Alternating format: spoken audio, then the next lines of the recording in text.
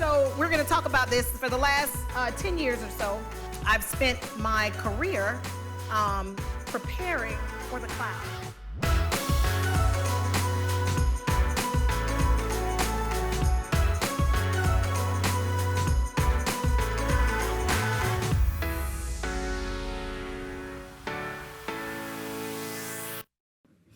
It's a good morning.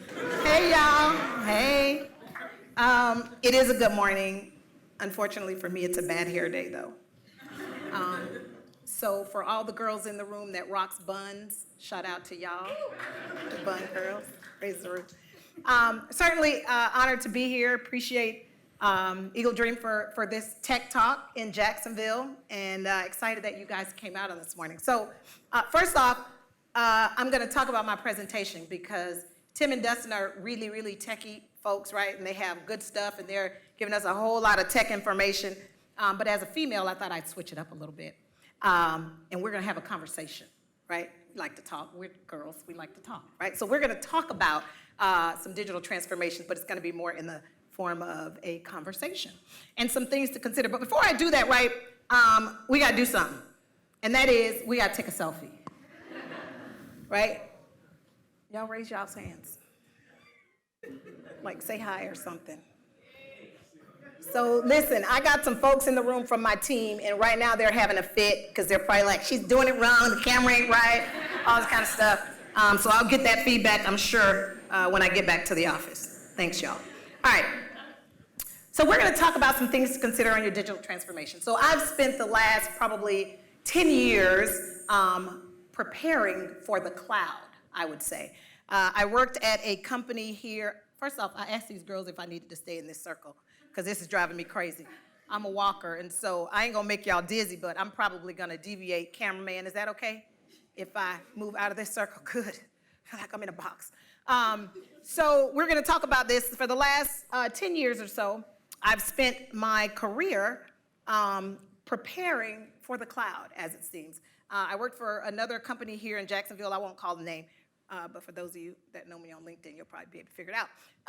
For about 10 years, and all we did was talk about digital transformation. How do you prepare for the cloud?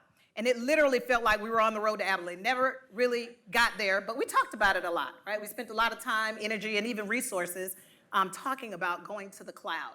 But one of the things that I think cripples a lot of organizations when you start talking about this digital transformation are the fears associated with it. And of course, executives all the time are talking about what does it really take? My CFO drilled me from time to time on what's my real ROI? Well, I'm in the ERP space, and typically it's back office stuff, right? So you really don't get a real ROI immediately, right? He just could not come to grips with, so I'm spending millions and millions of dollars, Melissa, what am I gonna get for this? And it was always this conversation about trying to convince him or change his mind that we needed to do that. So I wanna talk about a few things today. The fear of transformation journey, the 6 M's to consider on the journey. Why M? I'm so creative because my name is Melissa. I couldn't come up with anything else, right? And the direction to take on this journey. And so the first thing that comes to mind when I start thinking about fear is this concept of FOMO. Has anybody ever heard of FOMO before? Yeah, fear of missing out. And so most executives, when they talk about this transformation and what's required to do a transformation, there are lots of things that come to mind. First is change from an organizational perspective. How does that change the organization? And then it's the money conversation, right? And then it's disruption. What are all the things that I have to consider? But the one thing that I think is most important is the fear of missing out. And oftentimes, fortunately for us as technologists, that overrides the conversation of the fear of disruption and the fear of change, is that I don't want to miss out on anything, right? As an organization, I want to know how to get to market quicker. I want to know how to, reduce my days it takes to close in the ERP space. And so the fear of missing out, I think, is what gets us to the point where we're actually ready for digital transformation. So they wouldn't let me bring my notes, so I got my phone for my notes. So I'm going to talk a little bit about why there's fear, what are some of the things we can do to conquer that, and those things are in my 6 M's. So the first thing is a mindset. We were going to lunch, me and some of the folks on our team last week, and we were in the car talking about why is there such a huge challenge for this current transformation that we have. So we're undergoing a huge transformation. We got like 40,000 employees we're trying to take to the cloud, and we've done a proof of concept with about 12,000, and we got this other group, and we're just struggling. We've had starts, we've had stops, we've had change in leadership, we've had different approaches. Do you want to go waterfall? Do you want to go agile? Doesn't really work for us. And we've been all over the place, right? And what I continue to say to them is, listen, technology is advancing every day. It ain't the technology, right? We can get there with the technology. It's this freaking mindsets that we got to change, right? It's getting these people on the bus. And it is I'm telling y'all, I am convinced that you can put 5 different people on this stage with the exact same technology, right? Let's just say it's Oracle, because I happen to be in that space right now, Oracle Fusion, going to the cloud. And the results of how quick we get there will be totally different based on these individuals' mindsets, where they are. And we were talking in the car about how do you get these people to change their minds? And I went through this whole certification on change management, pro-side training, went to this place called Howie in the Hills. Anybody ever heard of Howie in the Hills?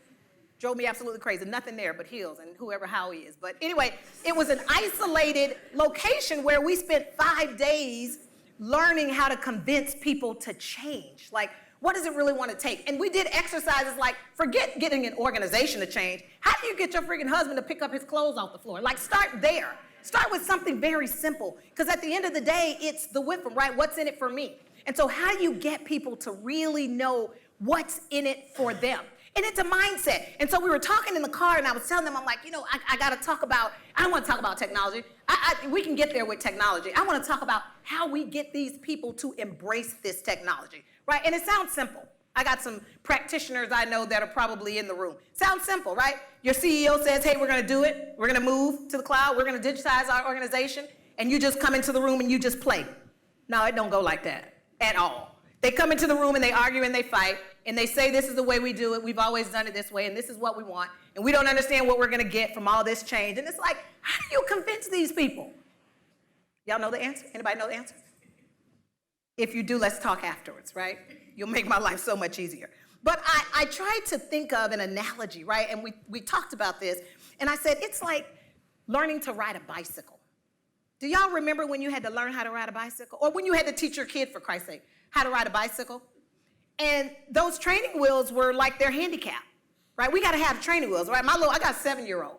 And baby, with them training wheels, this dude was doing all kinds of stuff, right? Turning low and holding his hand up and yelling, Mom, here I am. But you took those training wheels off, and I remember the first couple days, I would say, Jackson, he wouldn't even look. He was just steadying himself, trying to ride without these training wheels. And it's like taking the training wheels off of a bicycle to a bunch of adults to try and get them to really adopt this cloud mindset or this transformation. And I'm like, well, why is it so difficult, right? It's going to give you more efficiency. That you're going to be up to date and current, right? You can drive quicker to market. Why don't people want to take the training wheels off? Why? Somebody just said it. We can have a conversation. It's security, right? This is mine. I know how to do it. It's mine. I owned it. I built it. It's mine. This is good stuff. And how dare you, little girl, come and take my stuff away, right? It's like moving my cheese. Why do you want to do that? And that sounds so simple, but it ain't. And she said it. She said it's like security. But I bet if she was on this team for this transformation that we're doing, Joanna Roselle, she'd probably be pushing back. Huh? Yeah. So the problem is we have to change. It's like a paradigm shift, right? I need to get some folks in the room. And I'm talking to technologists because I am really, it's almost like a whole study to me, trying to understand how to not go through these motions of selling somebody technology, selling them something that I know is going to help them. And so I believe that if we can get the mindset of, it's okay to take those training wheels off, it's okay. But the problem is this standardized approach. The problem is you're going to hold me back from some things if you put me on this digital transformation path, right? What are you talking about, Melissa? Okay, so the days of old. How many developers are in the room? Hardcore developers that love to code. Like I can put you in a room right now with some code and you like in your zone. That's what you want to do, right? Are y'all terrified of your jobs now with this whole digital transformation? No? Still think there's going to be a need to code? I know I got my integration specialist over here. She ain't worried because she stays busy, right? But there's something about telling the business that you're no longer going to be able to come to technology and say, you know what? go change this because I want to press this button. No, it's us having a conversation with you like, you don't want to change that button. Because when these new enhancements come, you're going to be at a loss for receiving all this new stuff because technology is advancing every single day and you're limiting yourself, right? So you got to sell it to them that way. And you'd be surprised at how that very conversation gets turned into, Melissa brought this team of people in here. They think they're so great. They want to change the way we do business. We're not going to be able to pay vendors anymore. This just isn't going to work. Behind the conversation that says, we're not going to put that button right there, right? The way the system is set up, the button is 2 clicks away right now, and I think you'll still be able to pay people, but you just got to get in the mindset that it'll be a little different. This is a whole thing, y'all. It's like a whole thing. That's like the new terminology with the young folks right now, right? You say something, they're like, oh yeah, that's a thing. Like before it wasn't a thing, but now that's a thing. That's profound, yeah. But it's a whole thing of getting folks to get into this mindset that it's okay for me to be on this transformation journey. So the first thing is they got to learn to take training wheels off, right? The second part is money. I don't have to explain that. We have been on this transformation path for about 3.5 years now, and I happen to have one of my peers over here who manages our IT budget, right? And it ain't ever a pretty conversation about how much money we're spending and what we're getting for what we're spending, right? It's an ongoing conversation. But I just want to sit down one day with the CFO and say, close the door, let's just have some conversation. It ain't us, it's them, right? If you can go convince your people that it's okay to ride without the training wheels, we won't spend $20 million this next fiscal year. But somebody's got to convince them. And as technologists, we don't want to really talk to y'all because we're not communicators. We just want to go build things, right? We're engineers, we're developers. Give us a problem, baby, and let us fix it. We don't really want to talk to you and convince you. We just want to get the project and build this crap. Who's going to tell the people to come to the party? Right? Somebody's got to do it. Unless we're just going to continue to spend money. And we're in a loop right now of just spending money. And it ain't hard stuff. Change the mindset. And I've even had conversations, right? Like, let's just whip them into shape. Like, stop playing games with people. Just say you're going to do it or else. What's the or else, Melissa? I don't know, fire people. I don't know. I haven't thought that far. But in my mind, it should be easier than this, right? Because it ain't hard. The technology is there. We just got to bring the people to the party, right? And then there's this whole idea about what is your model, right? And so I wrote some notes about model because I thought that was a good piece for it, right? So we have many different ways we can deliver or digitize our organization. Many ways to do it. We took one time what's called the city council approach in a previous transformation that I thought was just so successful. Like, I remember moving from that job, going to the next job, thinking, oh, I got the secret sauce, right? This worked for them. All I got to do is take this same model and give it to these people, and it's going to work. Well, I was in a government organization, right, back then, and it was nobody's money. And then I come to a private organization where it's somebody's money, right? And that model will absolutely not work for this group of people. So failure number one, right? I thought that the model that I had in place was going to work for everybody, and it doesn't. So you got to think about, how can I be flexible with this model? So the city council approach was, I went to every chief in the organization and I said, listen, you need to give me your best person. I don't care if they're not in technology today. Give me your best person. And I'm going to teach them how to build this system. They're going to become almost a consultant for your area, right? They're going to go over, they're going to learn the technology, they're going to build it, and you know what you're going to gain? You now have an empowered technical resource in the business. They live in your area. You ain't got to call IT right now. So I was looking out for my group too, right? Less tickets. I ain't really got to worry about them calling because they got an expert that's in their department that they can lean on to call. So the model we use, this whole city council approach, was go to every single chief, say, give me your best person, and that helps with a lot of things, right? If I got the best payroll practitioner and I now make her like a payroll, technology/functional implementer of the system, she is more marketable. I mean, it was just a great developmental opportunity. This person becomes more marketable, right? This person, your people trust already. So when she goes back and say, hey, we're going to change it. We don't really need that one button that you said we needed. We don't even need that button no more because there's another way to do it, right? They believe her. If I went and said, move this button, they'd be like, you shut up, you know anything about my business. But if I send the payroll practitioner who's lived this with them, it's a different conversation, right? So the different models are important. In that particular model, we were very, very successful. Like I said, we took all these people. Now, the conversation was, well, how do we backfill? Hire temps. I don't know. But for 12 months, I need these people to be on this IT project so that we can have success in delivering, so that we can change some mindset, so we can go back with their own people that they trust and they know is good and they know wouldn't bring them any crap and say, this is how we want to do it. All right, so then I go to this new company, private company, and I say, oh, no, Mr. Chief, we need people from the business, and we need them on the project because they're the ones that's going to go sell it. And he's looking at me like, are you on crack? There is no way I'm going to take my best people out of the business and give them to you, to IT, who we don't trust anyway. You already got a bad reputation. Now you want to turn out my good people and make them bad? Ain't going to happen, right? So then there's this whole head scratching about, so how do I get these people on the bus? What model do I have to use, right?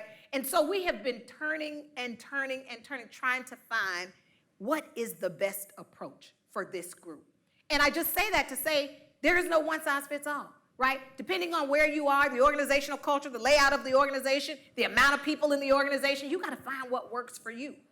But to say that we're going to digitize our organization and we already have this plan and this approach of how we're going to do it, I say don't subscribe to that, right?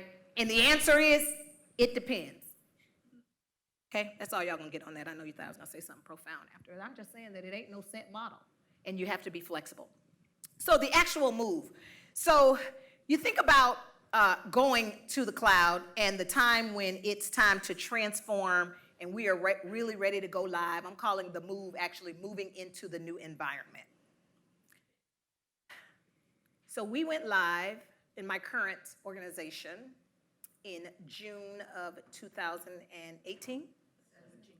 Wow. They ain't pressed, but you know they got that date right on the tip of their tongues. It's because they have been living a nightmare ever since June 2017, right? And the reason is because of the aforementioned things that I talked about. We never got a line on the mindset. The people never came to the party. So what did we do? We had a budget. We had a project plan. I had to deliver because I was the one throat to choke, right? So I got this dogmatic kind of attitude like, listen, we're going to deliver it, right? They gave us what they thought they needed, and we're going to deliver it. And what ended up happening was we did what we're calling now a lift and shift. So we took all of your bad processes, and we just put them into a new system. And some smart person thought that it was going to be different, right? But I never was successful at changing their minds early on. I was never successful with that city council approach of telling the CFO and the CIO at the time, because there's been a couple of them, right? I was never able to convince my leaders that you got to get these people in the right frame of mind. Otherwise, we will not be successful. And so we're still struggling with that. I'm still in this circle of, it ain't just the technology, people. We can't just say that we're going to take our processes, dump them into a new technology, and then transformation is going to come. Garbage in, garbage out, right? We say that all the time from a technology perspective. And that's what we're dealing with. So the move itself was horrible. Yeah, we're on the cloud. Yeah, there's some efficiencies. Yeah, there's new functionality, standardized approach, but the people never got on board. So now they are trying to perform the exact same thing that they were doing into a new system. Talk about a waste of money. Talk about a waste of these technology folks that are really good at their job feeling like we failed, right? So then you got a whole nother problem that you got to contend with, right? Every day I'm begging these people to stay on the job. No, you don't. No, I'm going to convince them. No, eventually I'm going to change somebody's mind. No, really. The next phase is going to really be good and they're going to like what we do. Yeah. Don't leave yet. Every day. I'm trying to convince this group that just yelled out, no, 2017, because for the last 3 years they've been trying to fix what's been broken because we never got the people on board. All right, the migration, there's a whole nother conversation about how we migrated, right? How much of this garbage are we really carrying over into the new space with us? We never really sat down to think about that. Now, I know what y'all saying is, Melissa, you're the fool because you let all this stuff happen. Ain't that what y'all thinking? Yeah, you were the leader. You were the throat. Y'all ain't got a nod. I know. I can see it in your faces, right? But sometimes you're up against some things, political, financial, budget constraints, a whole lot of things that don't allow you to move forward. And my whole talk up here today is don't compromise those things, right? Have these conversations. Understand that it's okay to raise your hand and say to a CFO, and I can actually have these conversations with my CFO now, like, listen, dude, we missed the mark. Like, I was saying this stuff all along. But you're new to a company, right? I'm a new little vice president doing my thing. I don't want to start no trouble. I mean, I can get down with the best of them. Like, I'm confrontational all day long. You ask my husband, I know how to argue. But this was my livelihood, right? So I ain't coming to a new organization where I'm learning the business and I'm sitting in a room with chiefs and I'm saying, all y'all are crazy.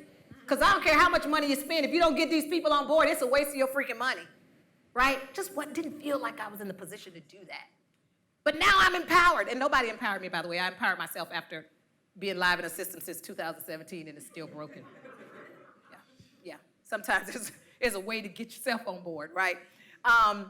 And so the migration was a nightmare. And then the maintenance of this all, right? So now we're in a position where we're supposed to start migrating the other phase for our transformation to bring it all together, right? That will include all of the 30-something thousand employees. And we're supposed to bring it all together and then just maintain this stuff. Right? And by the way, the same team of folks has got to do it. So do you think we're even in a position to start launching the second phase? No, because they're too busy trying to put out fires still from 2017. Right? And we had this perfect model. When I came, I showed it, right? We're going to move over and we're going to be in, cut over for a while, and then we're going to have a little stabilization period, and then bam, here's my team, they're ready to implement the second half because we were so successful with the first half and everybody loved it and everybody's coming to the meetings and they're ready, the business is ready to change their processes and we're ready to go. And here we are, 2020, and we're still talking about, is there a budget? Do we have money left over?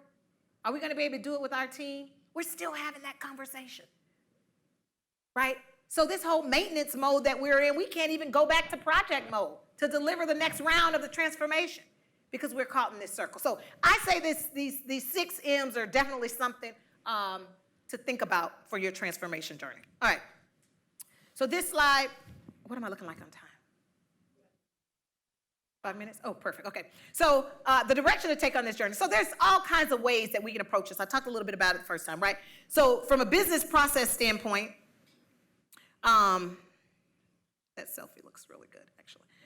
From a business process standpoint, right, I consider these as my transformation styles, right? So if you're going with the business processes, that's transformation of how the business are actually going to be more efficient. So we're in this mode right now, right, with our move.